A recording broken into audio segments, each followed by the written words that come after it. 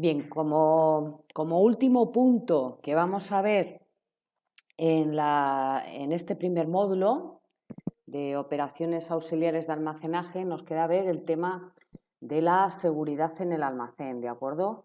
Muchas empresas y sobre todo ya las empresas grandes, antes de entrar a trabajar tendríamos que hacer un curso en prevención de riesgos laborales básico y luego depende de la zona donde nos toque trabajar, tendríamos que hacer otro curso un poco más denso pues en este caso, por ejemplo, sería en el almacén, pues un curso de prevención en riesgos laborales en nuestro lugar de trabajo, que sería el almacén. Bien, la seguridad laboral se resume en que un individuo debe trabajar bajo condiciones seguras, ¿de acuerdo?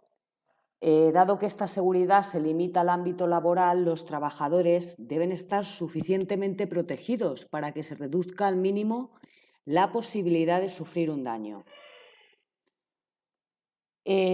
Todavía actualmente, aunque el trabajo como concepto ha variado mucho en los últimos siglos, actualmente las tecnologías de la información y la comunicación están revolucionando el trabajo y se ha avanzado muchísimo en la seguridad laboral. Pero los trabajadores no están exentos de riesgos. Infelizmente, todavía pervive la cultura de la fatalidad, del accidente laboral como un hecho irremediable e imprevisible.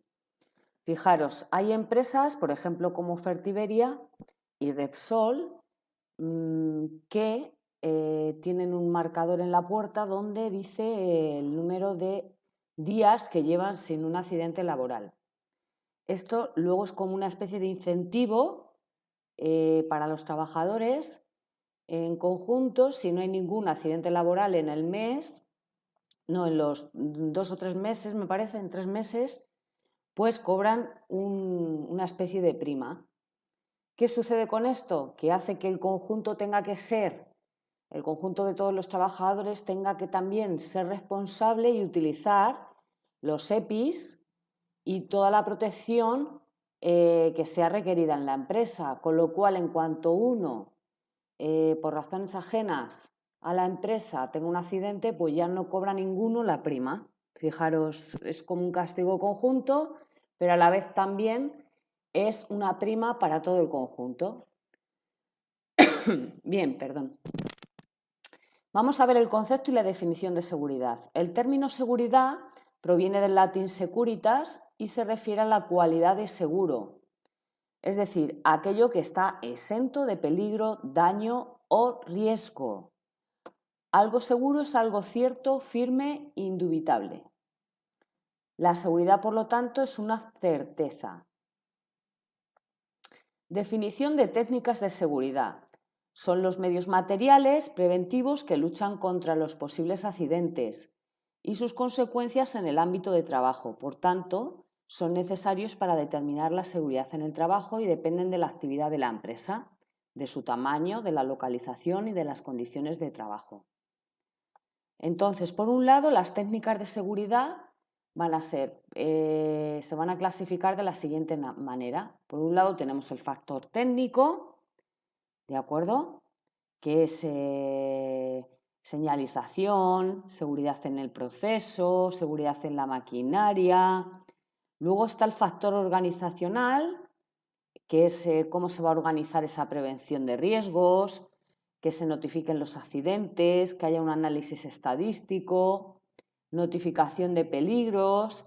Fijaros, todo esto se va a hacer a través también del Departamento de Prevención de Riesgos Laborales o de calidad. Esto va a formar también parte de los índices de calidad, ¿de acuerdo?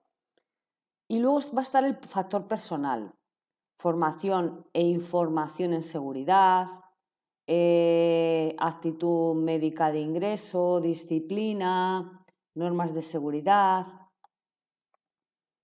Bien, vamos a ver cuál es el objetivo de la seguridad en el almacén. Pues el objetivo es garantizar la integridad de los trabajadores, por lo que los almacenes deben reunir una serie de características que aseguren el cumplimiento de los distintos reglamentos de seguridad, dependiendo del tipo de almacén, tipo de producto almacenado, ¿de acuerdo? Los medios materiales preventivos necesarios para determinar la seguridad en el trabajo dependen del tipo de actividad de la empresa, de las condiciones de trabajo y de la localización y el tamaño de la empresa. ¿Cuáles son las condiciones básicas que deben cumplir los almacenes? Pues bien, para garantizar la seguridad, las condiciones básicas son buena ventilación e iluminación, señalización y fácil acceso a los extintores, salidas de emergencia señalizadas y libres de obstáculos, súper importante. Los pasillos deberán tener el ancho suficiente para facilitar el transporte. Tiene unas medidas, ¿de acuerdo? Los pasillos tienen que tener unas medidas y manejo de las mercancías, reducción del cruce de pasillos para evitar choques y disponibilidad de vías exclusivas y señaladas para el desplazamiento de personas, como lo que vimos en Amazon. Había una señalización como si fuera normas de tráfico, ¿de acuerdo? Tanto en el suelo para peatones, zonas muy bien señalizadas donde tienen que dejar, por ejemplo, las devoluciones, donde tienen que dejar los palés, y como si fuera una ciudad. Un almacén tiene que ser una ciudad con unas normas, sobre todo cuando conduces maquinaria. Pero esto por sí solo no garantiza la seguridad, ¿de acuerdo? La empresa puede poner todas estas cosas, pero no garantiza la seguridad, porque ya que en los almacenes también, ¿qué pasa? Que trabajan las personas y las personas deben estar formadas y educadas, sobre todo, para que asuman esa responsabilidad, ¿de acuerdo? ¿Cuál es la responsabilidad del empresario y del trabajador? El empresario pues va a intentar poner todos los medios para que los trabajadores realicen sus tareas de forma segura, pero es que los trabajadores deben realizar sus tareas aplicando siempre esas normas de seguridad. Mantener los pasillos despejados y libres de obstáculos, o sea, no dejo este plástico aquí y estos palés aquí obstaculizando y luego vengo a recogerlos. Respetar las normas de circulación en el almacén, no porque tenga prisa pongo la carretilla a más de 40 cuando solo se puede ir a 20. Manipular las cargas correctamente, ¿de acuerdo? Usar medios de protección, guantes, almacenar los materiales correctamente, con cuidado, que no se estropeen y con total seguridad, porque va a venir a lo mejor otro compañero y si está el palé mal puesto en el rack o en la estantería, pues a lo mejor se le cae encima al cogerlo o no lo puede coger bien con las pinzas de la carretilla. ¿Cuáles son los factores de riesgo más habituales? ¿De acuerdo? Pues los factores de riesgo más habituales en los almacenes están relacionados con las características de los productos almacenados, el tamaño, el tipo, la manera de manipularlos, manual o automatizada, y las características del almacén, si es interior o es exterior o tipo de estanterías. El orden, la limpieza, el almacenamiento y la correcta manipulación de los productos son factores importantes para impedir accidentes en los almacenes. Luego veremos el caso de almacenar sustancias peligrosas. ¿De acuerdo? Porque no es lo mismo que se derrame una sustancia como la leche, si almacenamos leche, que una sustancia tóxica o corrosiva, como hay muchos almacenes de productos químicos. Con lo cual ahí nos tendrías que formar con una formación ya en materiales peligrosos y saber distinguir la señalización que lleva este tipo de productos y cómo se deben almacenar, porque no podríamos juntar algunos componentes químicos, ¿vale? No se podrían almacenar juntos, porque en el caso de cualquier accidente pueden hacer reacción, ¿de acuerdo? Seguridad preventiva. Entonces, ¿qué va a ser la prevención? Pues va a ser el conjunto de medidas que deben de tener en cuenta todas las etapas operativas de un trabajo, con el objeto de evitar o disminuir los riesgos derivados de él. ¿De acuerdo? Hay que disminuir los riesgos. Eso es la seguridad preventiva. Prevenir. ¿Con qué? Con un conjunto de medidas para disminuir los riesgos.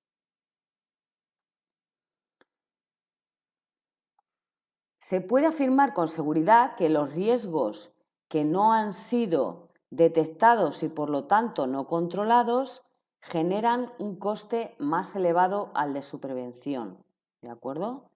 De manera que las medidas de prevención se deben considerar como una inversión y no como un gasto.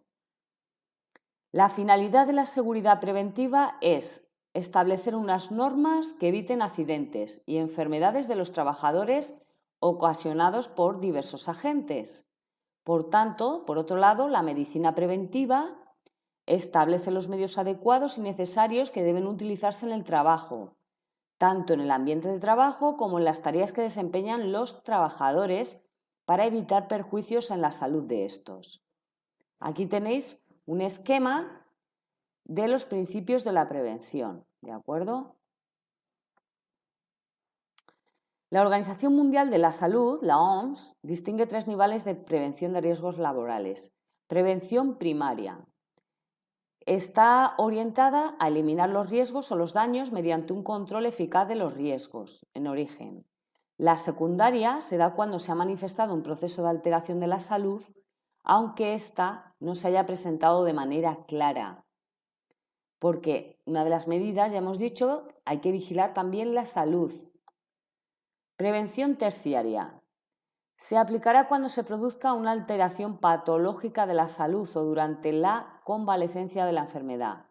Se deben investigar las causas que han producido el daño para evitar que vuelva a repetirse. Fijaros, uno de los riesgos que corren, por ejemplo, los trabajadores en un lugar de mucho ruido, de máquinas a presión, con unos niveles de ruido muy altos, si te han dicho que la empresa pone para tus medios, ¿no?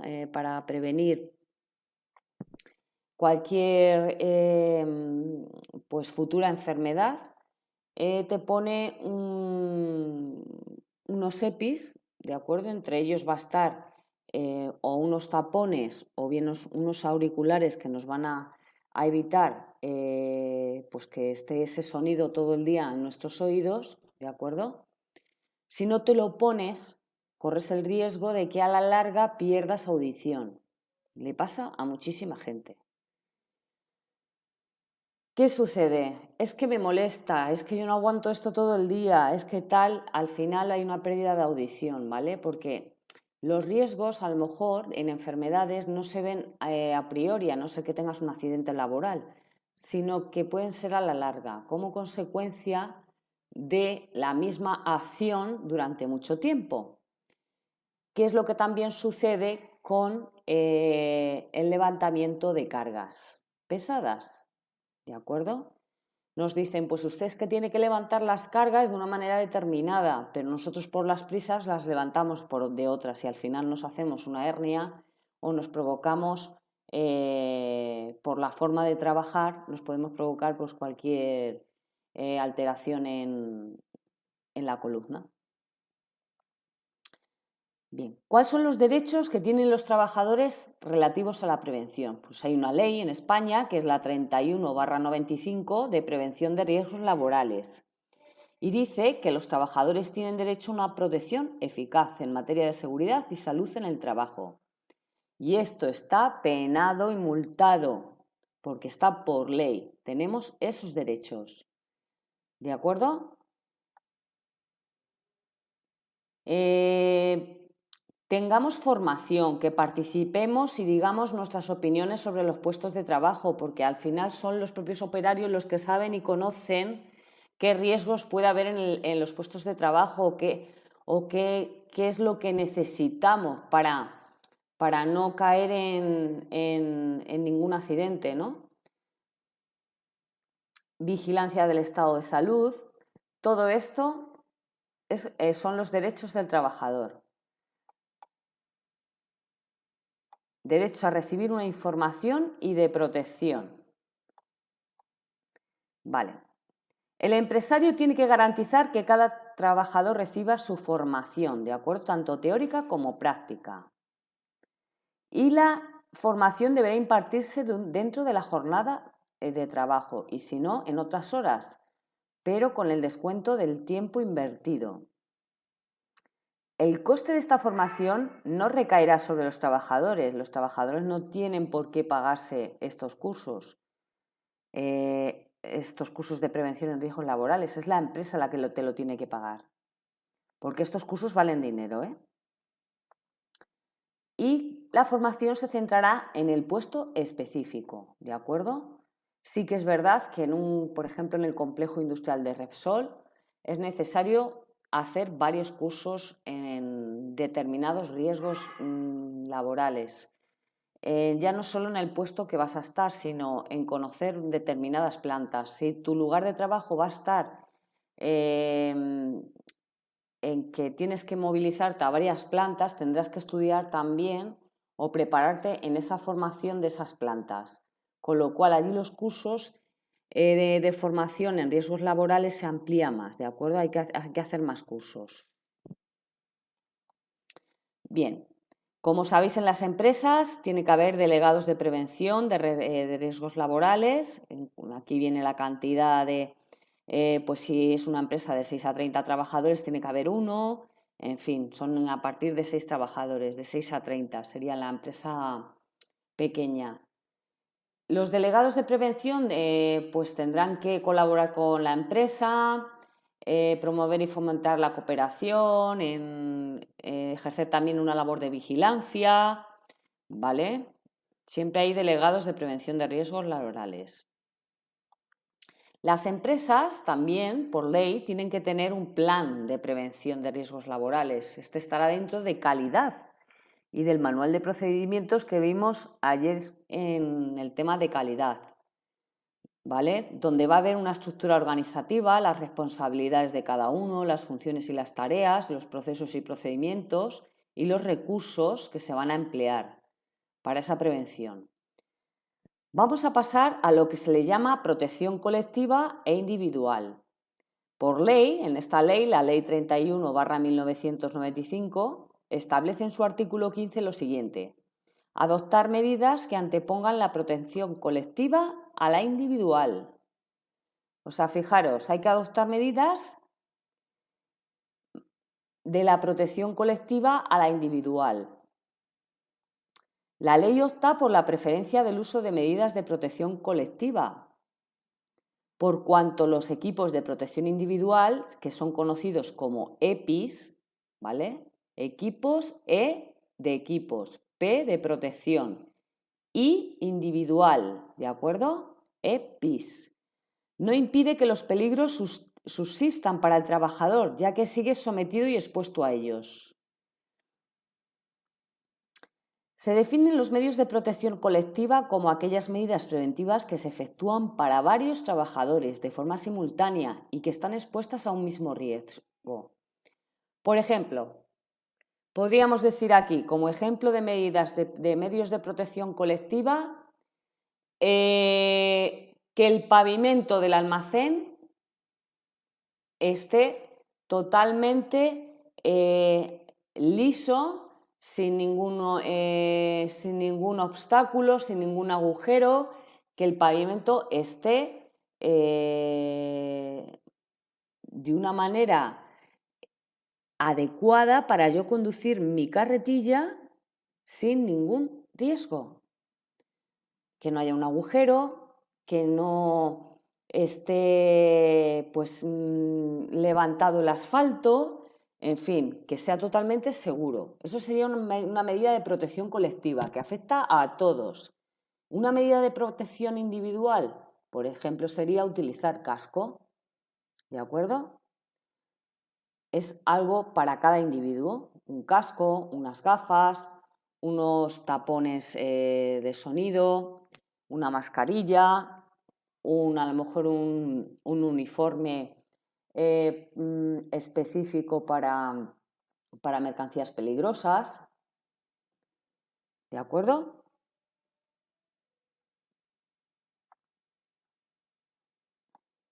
Los equipos de protección individual deberán utilizarse cuando los riesgos no se puedan evitar o no puedan limitarse suficientemente por medios técnicos o de protección colectiva.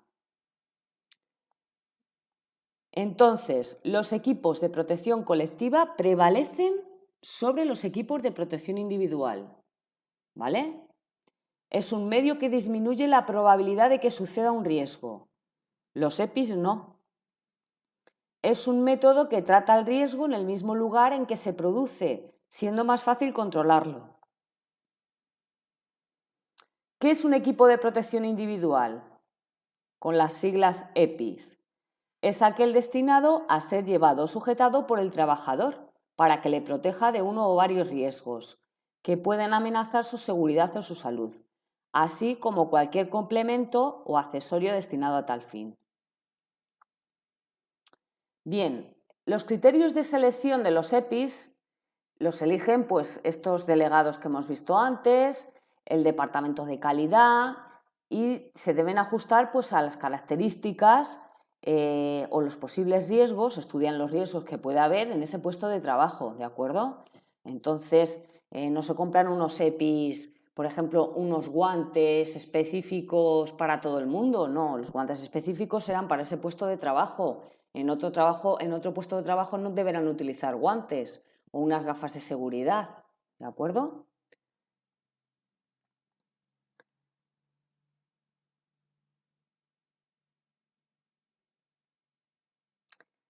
Tenemos un criterio para realizar distintas clasificaciones de los equipos de protección individual. Por un lado tenemos por el grado de protección, tenemos cascos, botas, mascarilla, solo son las que protegen partes del cuerpo y se llama protección parcial.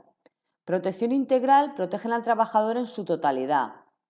Arneses, trajes antifuego, ¿de acuerdo?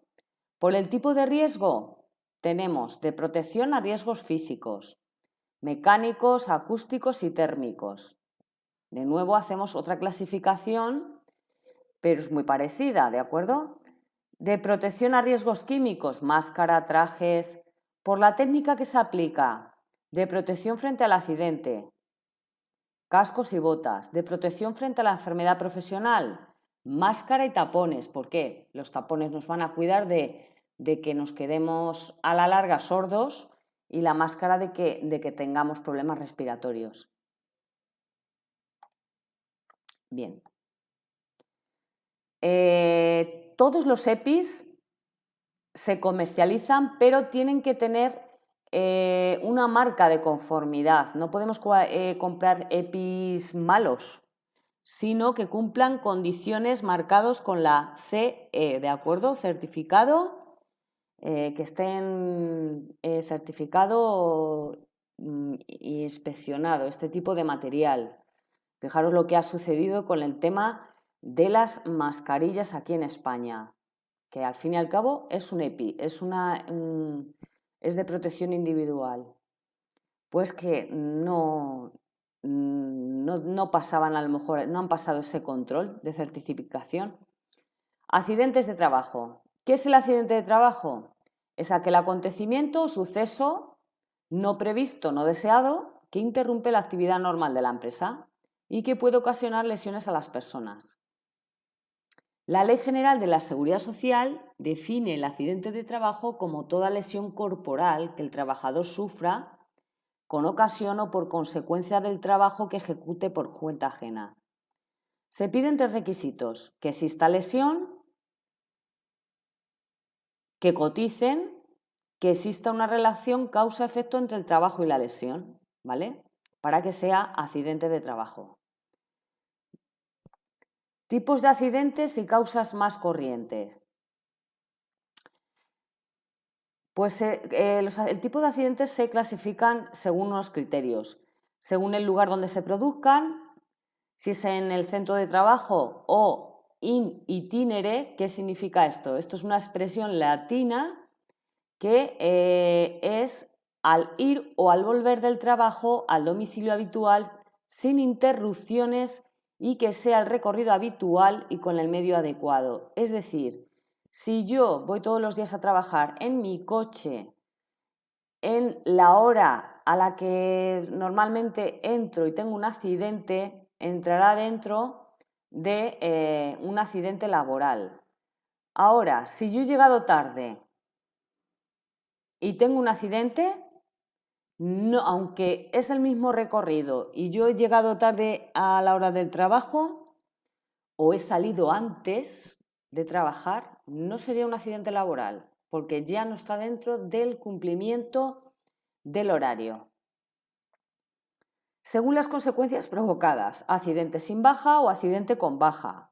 Según la gravedad de la lesión, accidente sin lesiones o accidente leve con lesiones leves. O grave o muy graves, ¿vale? O incluso el fallecimiento. Aquí tenéis todos los accidentes, todo lo que se consideran accidentes de trabajo, ¿de acuerdo? Actos de salvamento en el trabajo, tareas distintas a las habituales, ¿vale? Agraviamiento de enfermedades anteriores, consecuencia de un accidente, enfermedades no profesionales, siempre que se pueda demostrar la enfermedad, cómo surgió, ¿vale? Imprudencia profesional. Accidentes específicos según el área de trabajo. Pues, ¿qué accidentes vamos a tener en el almacén? Según nuestro almacén, pues primero, ¿dónde pueden surgir esos accidentes? En el área de carga y descarga de camiones. En las rampas, que las rampas sean inadecuadas, esto es súper importante. Caída de mercancía en la carga y descarga, atropellos por maniobras del camión. Al no estar debidamente parado, ¿de acuerdo? El camión también tiene unas instrucciones cuando viene a descargar y a cargar, ¿de acuerdo? Tiene que apagar el camión, ponerle el freno de mano, en fin, tiene una serie de normas. Se tiene que bajar del camión, no puede estar dentro, no puede fumar, por supuesto, ni nada de eso. Riesgos en los sistemas de almacenaje, caída de carga de las estanterías, mala utilización de los equipos como las carretillas, choques o golpes contra las estanterías, esto se ve muchísimo, falta de estabilidad, accidentes de circulación por el almacén, por un diseño inadecuado en el almacén, por presencias de trabajadores, por exceso de velocidad o rampas o suelos desnivelados. Esto es también muy común. Otros, poca limpieza, polvo, todo eso también hace que peligremos con la carretilla. Utilización de objetos afilados para abrir cajas con el cúter. Conexión de baterías a las carretillas, de acuerdo que haya algún fallo. Fatiga visual por la falta de iluminación o fatiga física por falta de ventilación. Y bien, por último, accidentes por manejo inadecuado de material o mercancía peligrosa, productos químicos o gases. Nuestro diseño de almacén va a tener que ver mucho con la seguridad laboral y va a influir directamente en la prevención de accidentes. ¿De acuerdo? Aquí tenéis la normativa de cómo tiene que ser, con los aspectos normativos más importantes, a la hora de considerar el diseño de un almacén y la evaluación de riesgos. ¿Vale? Por ejemplo, os voy a leer alguna. Autorización del personal para acceder a los centros logísticos. Solo podrán acceder a esos espacios y realizar actividades en los mismos aquellos trabajadores autorizados. Esas zonas deberán estar debidamente señalizadas. Fijaros, los conductores que vienen a cargar o descargar tendrán una zona donde puedan estar o incluso fuera del almacén. Jamás podrán pasar dentro porque tengan prisa. Tendrán incluso unos baños para poder pasar, pero no pueden estar recorriendo las instalaciones. Os miráis todas estas normas que tienen que tener los almacenes, ¿de acuerdo?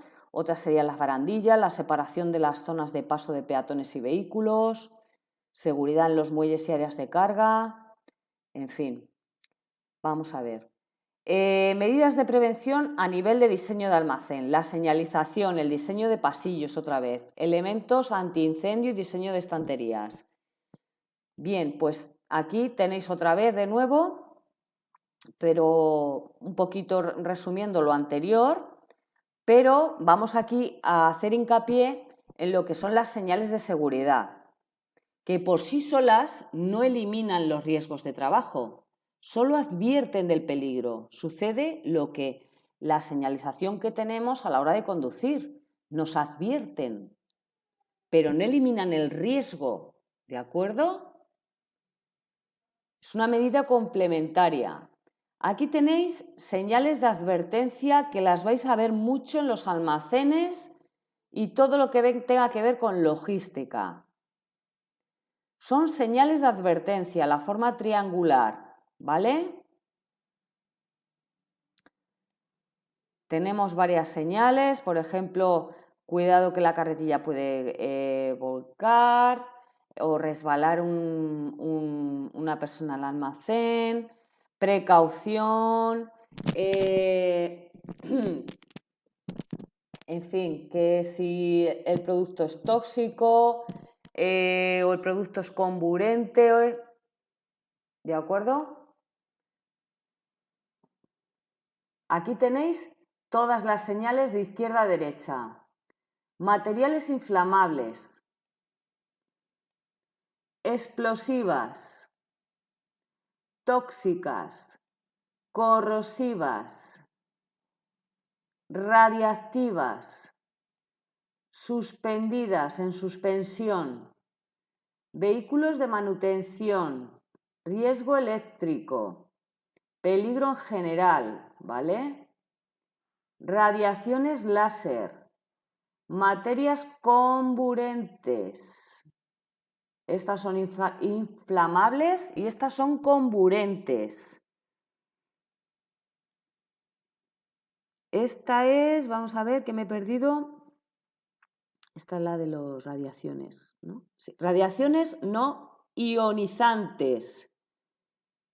Campo magnético intenso, riesgo de tropezar, caída a distinto nivel, riesgo biológico, baja temperatura y materias nocivas e irritantes. Esta la veréis mucho en los productos de limpieza. Entonces, las triangulares son señales de advertencia.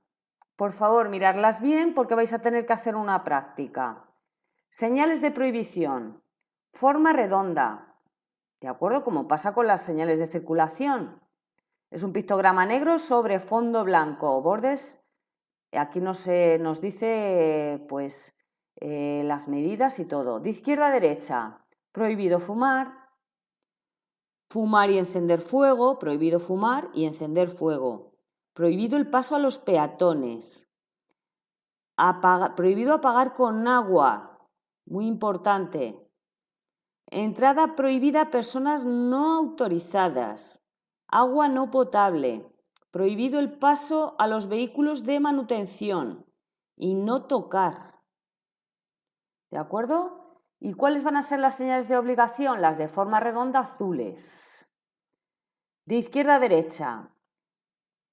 Obligatorio ponerse protección en la vista, gafas. Protección en la cabeza. Protección en los oídos. Máscara para las vías respiratorias. Obligatorio ponerse botas de seguridad. O sea, los pies, guantes para las manos y un traje para el cuerpo. Protección individual obligatoria. Contra caídas. Vía obligatoria para peatones. Tenemos que ir por ahí, por donde nos indican. Y obligación general, acompañada de otra señal. Las que tienen una exclamación va acompañada de otra señal. Una advertencia siempre es y aquí una obligación general.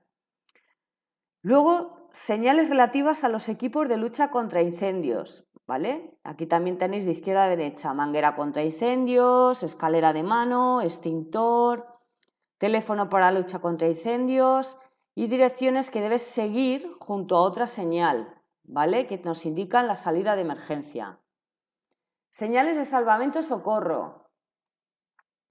Pues igual, esto lo habéis visto mucho en todos los establecimientos o locales, tiene que haber siempre una señalización de salida de socorro. Bueno, vamos a ver la legislación vigente en materia de mercancía peligrosa. Las señalizaciones de tuberías, recipientes y áreas de almacenamiento de sustancias y preparados peligrosos llevarán etiquetas visibles que se pegarán o se fijarán en todos los sitios donde se encuentre este tipo de materia. Será de color anaranjado. La descripción es muy parecida a esta que hemos visto, ¿vale? Es igual a las señales amarillas. Lo que pasa es que estas son de advertencia, pero lo que es el pictograma, el dibujo de dentro, es lo mismo. Explosivo, fijaros. Comburente, fácilmente inflamable. Extremadamente inflamable, la llama es más intensa en negro, ¿lo veis? Tóxico, corrosivo, nocivo, peligroso para el medio ambiente. Hay un reglamento, de acuerdo, de clasificación, envasado y etiquetado de sustancias peligrosas, donde nos tiene que venir el nombre de la sustancia, la dirección, el nombre, la dirección completa y el número de teléfono del fabricante de la sustancia, símbolos e indicación del peligro, como se indica en la imagen, me tiene que venir todo esto, y frases relativas a los riesgos específicos y consejos de prudencia que tengo que tener con este producto. Por ejemplo, este producto es corrosivo por su señal, ¿de acuerdo? Y pone una C de corrosivo. Esto se trata de ácido sulfúrico. Provoca quemaduras. En caso de contacto con los ojos, lávense inmediatamente. Nos tiene que dar unas instrucciones. ¿De acuerdo? Y viene de dónde lo fabrican y de dónde viene. Viene la dirección y el teléfono por si sucede algo. Ejemplo del ácido sulfúrico. Bien. Aquí viene la normativa de las sustancias peligrosas y aquí volvemos a la evaluación de riesgos en el almacén y su prevención. ¿Cuáles son los factores de riesgo? Aquellas condiciones de trabajo que pueden provocar un riesgo para la seguridad y la salud de los trabajadores. Entonces hay que analizarlos y saber controlarlos. ¿De acuerdo? Riesgos para la seguridad. Pues serán aquellas consecuencias relacionadas con los accidentes. ¿Qué factores de riesgo tenemos aquí? Instalaciones, máquinas, equipos e incendios. Riesgos higiénicos. Están relacionadas con las enfermedades laborales. De nuevo lo mismo. Los factores de riesgo serán contaminantes, físicos, ruido, vibraciones, químicos y biológicos. Riesgos ambientales. Iluminación, temperatura, ventilación, superficie. Riesgos de carga física. Pues ¿qué vamos a tener? Factores de riesgo como la postura de trabajo, ¿de acuerdo? Riesgos de carga mental.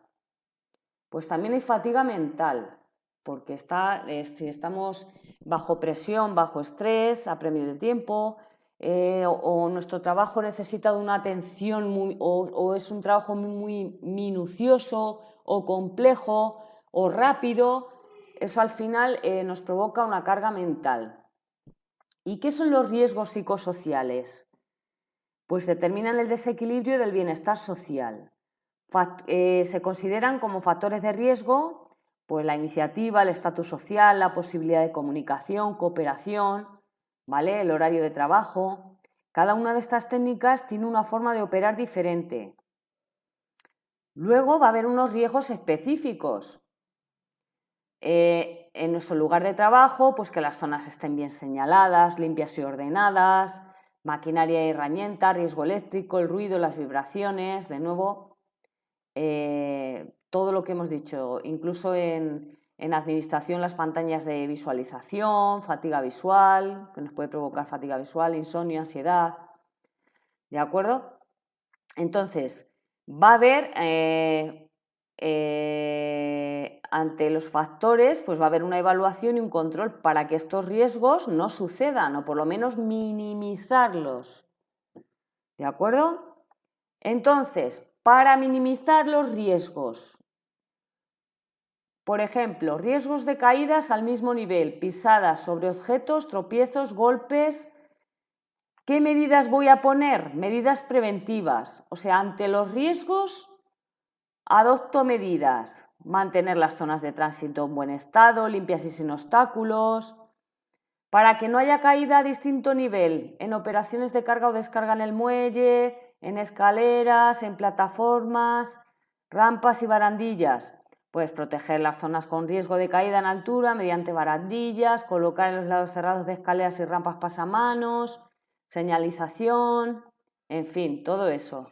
Poner un pavimento antideslizante, pues aquí vienen todos los riesgos y las medidas preventivas, las medidas que se tienen que adoptar para evitar estos riesgos.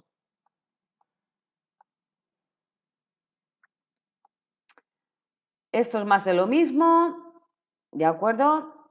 Donde nos explica cuáles son los riesgos y las medidas preventivas en el almacén. Bien, algo importante, los equipos mecánicos o automatizados para el movimiento de cargas. La carretilla será utilizada por personas que hayan superado unas pruebas de capacitación y con una formación específica. Respetar el peso de carga máximo. No se transportarán ni elevarán personas. Respetar la señalización del almacén y la velocidad máxima. La marcha atrás se utilizará en descensos sobre superficies adecuadas. Es decir, que si yo me meto en un camión y no puedo dar la vuelta, puedo dar marcha atrás dentro del camión si lo estoy cargando y volver a bajar la rampa.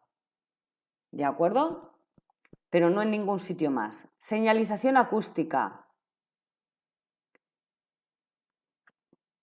Luego tiene que haber equipos y seguridad a nivel de carretillas. ¿De acuerdo? Las carretillas también llevarán elementos anticaídas, tienen que tener techo por si volcamos, en fin, dependiendo del tipo de máquina. ¿Qué es la ergonomía y psicología aplicada al almacén? Pues ergonomía es el conjunto de técnicas cuyo objetivo es la adecuación entre el trabajo y la persona. ¿De acuerdo? ¿Qué estudia la ergonomía? Pues estudia anatomía, fisiología, organización, psicosociología, pedagogía, ingeniería. ¿De acuerdo? Para prevenir los riesgos laborales desde el punto de vista de la salud de la persona.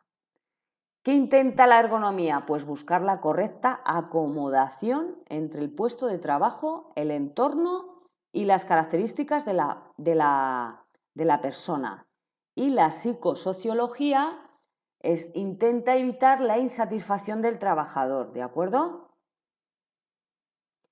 Es muy importante tener todos los medios para que nos sintamos cómodos también, ¿de acuerdo? Imaginaros que yo ya estoy un poco tocado de la espalda, pues le pido a la empresa que me dé una faja lumbar, ¿de acuerdo?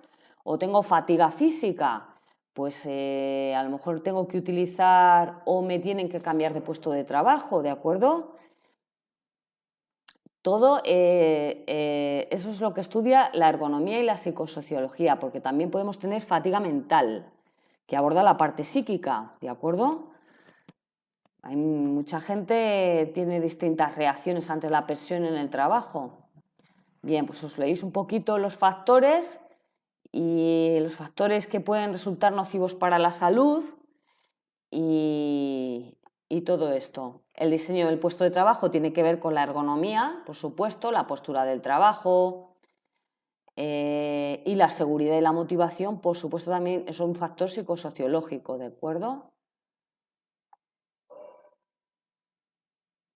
Otra vez tendremos que hablar de las responsabilidades de la empresa, que también pues, tiene que ya no introducir las protecciones individuales o colectivas, sino también pautas motivadoras, ¿vale?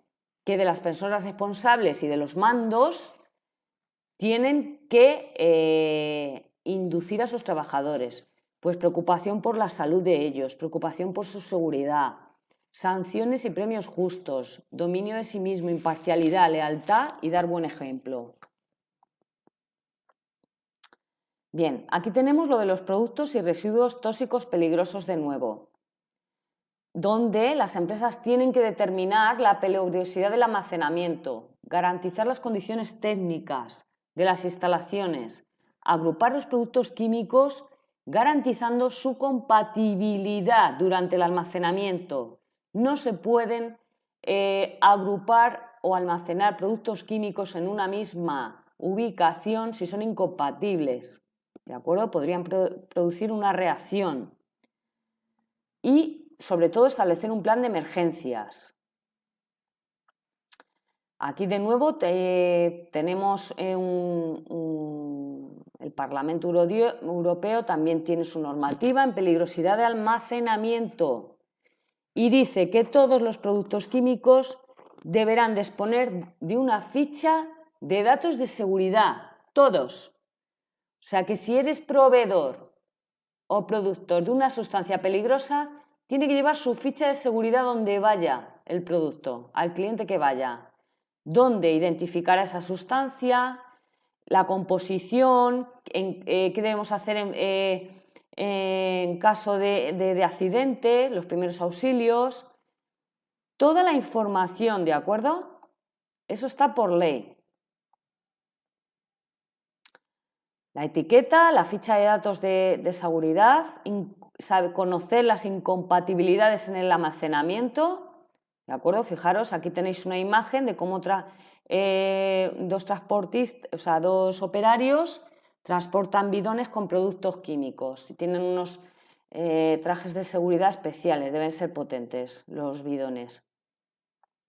Tiene que haber una formación específica a los trabajadores, saber actuar en caso de emergencia. Por ejemplo, ¿qué significa eso? Que un trabajador debe saber en todo momento si hay un vertido de esta sustancia, ¿qué tiene que hacer? Y no salir corriendo. O bueno, a lo mejor hay que salir corriendo, pero te quiero decir que sepa actuar, ¿no?, ante ese producto. O si se quema, si me puedo echar agua, si no me puedo echar agua, ¿de acuerdo? Aquí tenéis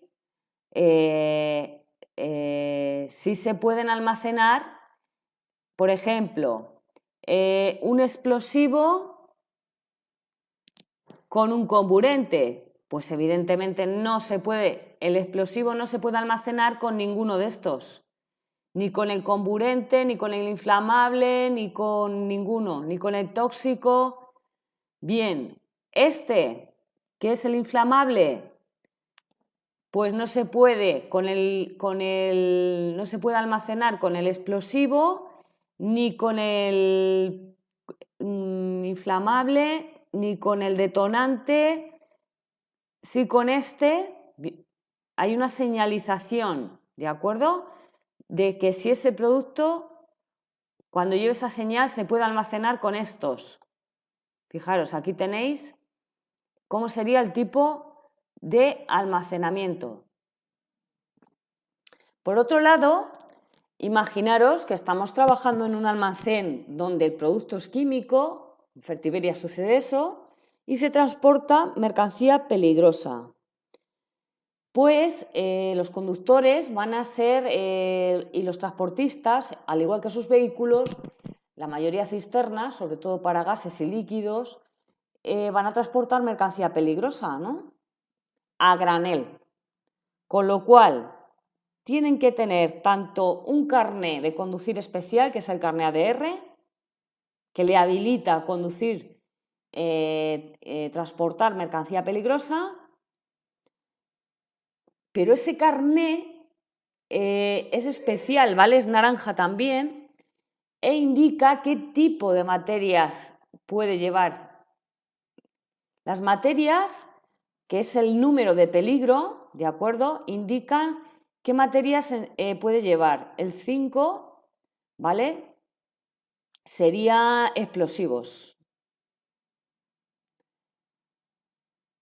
Instrucciones escritas. Es otro documento que deben de llevar esos transportistas. Señalización en la cabeza tractora y remolque. Tanto en la caja como en la cisterna tiene que llevar las placas naranjas y etiquetas de señalización, esas que hemos visto, de lo que identifique que lleva la cisterna o el camión. Tiene que estar visible, ¿de acuerdo? Porque sucede que hay un accidente ahora mismo en la carretera, vuelca una cisterna y cuando vienen las emergencias sanitarias o la policía o la Guardia Civil, a través de esas placas, detecta qué tipo de material lleva dentro, si va a explotar, si puede ser corrosivo, y entonces van a tener una manera de actuar, ¿de acuerdo? Fijaros, el expedidor de la mercancía peligrosa va a llevar el albarán, la carta de porte, el CMR, la ficha de seguridad del producto. El transporte de mercancías peligrosas lleva toda esta documentación y señalización. Todos los almacenes tienen que tener un plan de emergencias, pues por si sucede una emergencia parcial y si sucede una emergencia general, ¿de acuerdo? E incluso en las empresas grandes se hacen simulacros constantemente cada cierto tiempo para saber qué es lo que hay que hacer. ¿De acuerdo? Cómo deben sonar las alarmas. Fijaros en Puerto Llano que tenemos los simulacros de emergencia a nivel de todo Puerto Llano por el tema de la petroquímica y de Fertiberia. Bien, pues una vez explicado esto, vamos a pasar a hacer el cuestionario.